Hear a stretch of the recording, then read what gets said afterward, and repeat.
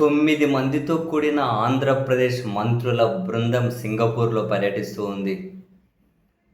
వంగలపూడి అనిత, అనగాని సత్యకుమార్ యాదవ్, అచ్చెన్నాయుడు, నిమ్మల రామానాయుడు, నాదెండ్ల మనోహర్, మంత్రి నారాయణ గారు మొత్తం మీద 9 మంది మంత్రుల బృందం అయితే సింగపూర్‌లో వారం రోజుల పాటు. ఎందుకని?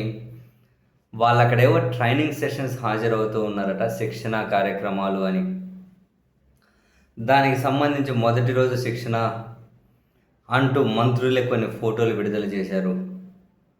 అందులో మన మినిస్టర్లు సేమ్ స్టూడెంట్స్ లాగా కూర్చొని ఎవరో చెబుతూ ఉంటే వింటూ ఉన్నారు. అంటే క్లాస్ రూమ్ అని కదా, ఏదో మనకైనా కంప్యూటర్ ఇన్స్టిట్యూట్లో కూర్చోబెట్టి క్లాసులు చెబితే అట్లుంటుంది, అలా ఉంది. అక్కడ ఎవరో క్లాసులు చెబుతూ ఉన్నారు. సరే, బాగానే ఉంది.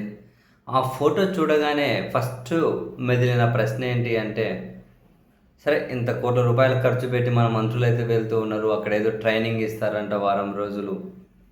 అసలు ఎందుకు ఆ ట్రైనింగ్ ఇచ్చే వాళ్ళు ఎవరా అన్న ప్రశ్న రైజ్ అవ్వగానే ఆ ప్రశ్నకు సమాధానం వెతికితే కొన్ని ఇంట్రెస్టింగ్ విషయాలు తెలిసాయి.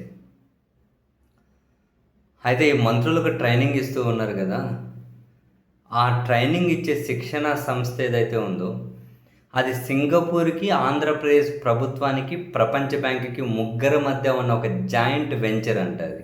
అంటే జాయింట్ ఒక ఇన్స్టిట్యూట్ లాంటిది.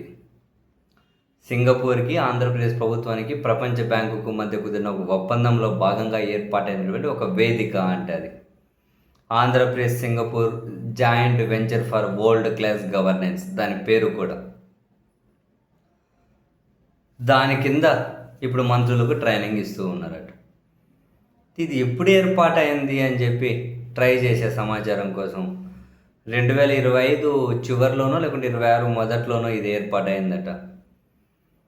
సరే, మన వాళ్ళు డబ్బులు ఖర్చు పెట్టి ఆటికి పోయి అక్కడి నుంచి వీళ్ళు ఏం తెలుసుకుంటారంట అంటే, సింగపూర్లో ఉన్నటువంటి పాలన, ఆ పాలనా సామర్థ్యాలు, అక్కడ ఉన్న అవన్నీ కానీ ఆంధ్రప్రదేశ్ ప్రభుత్వానికి బదలాయిస్తారట. అంటే ఆ ఐడియాసు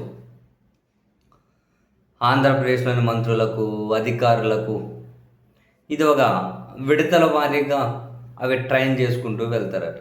అంటే ఈ కార్యక్రమం ఇక్కడితో ఆగలేదు, అది ఇంకా కంటిన్యూ కాబోతుంది.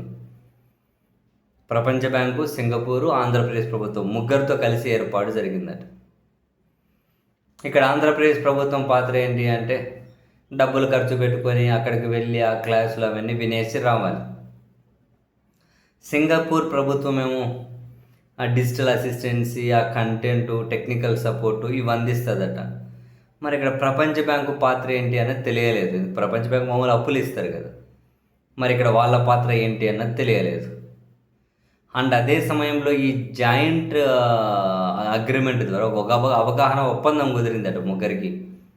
మరి ఈ ఒప్పందం ద్వారా సింగపూర్కి కలగబోతున్న ప్రయోజనాలు ఏంటి అన్న ప్రశ్నకు సమాధానం దొరకలేదు. అసలు ప్రపంచ బ్యాంకుకి దీనివల్ల కలగబోతున్న ప్రయోజనాలు ఏంటి అన్నదానికి కూడా సమాధానం దొరకలేదు. నిజంగా ఆ సమాధానాన్ని వెతకాలి. సింగపూర్కి ఎలాంటి ప్రయోజనాలు కలగబోతూ ఉన్నాయి దీనివల్ల? సరే, ఆంధ్రప్రదేశ్ ప్రభుత్వానికంటే అయితే ఆ సింగపూర్ మోడల్ని వీళ్ళు ఒక ట్రైనింగ్ ఇస్తారట. వీళ్ళు అక్కడికి పోయి విని ఏమేమి నేర్చుకొని వచ్చి మౌలిక వసతుల్లోనూ, పరిపాలనా సామర్థ్యం పెంచడంలోనూ, ఆర్థిక సామర్థ్యం పెంచడంలోనూ చాలా రకాలుగా వీళ్ళకు ట్రైనింగ్ ఇవ్వబోతున్నారని ఏమంటారు, ఈ అవగాహన ఒప్పందంలో అయితే ఉంది. ట్రైనింగ్ ఫర్ ట్రైనర్స్ అనే కార్యక్రమంలో భాగంగా ఇది జరుగుతూ ఉంది అని. సరే, ఆంధ్రప్రదేశ్కి ఏమైనా ప్రయోజనాలు ఉన్నాయేమో అని చెప్పి మన వాళ్ళ కోణం నుంచి అని ఆలోచిస్తే పాజిటివ్గా సరే బాగానే ఉంది.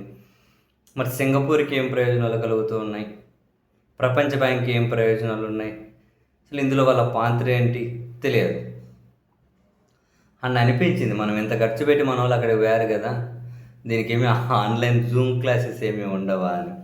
ఖర్చు మిగులుతుంది కదా అని అంటూ ఉన్నాను. జూమ్ ఆన్లైన్ క్లాసెస్ ఏమీ లేవంటారా దీనికి? లేకనే కదా మన మినిస్టర్లు అక్కడికి వెళ్ళారు.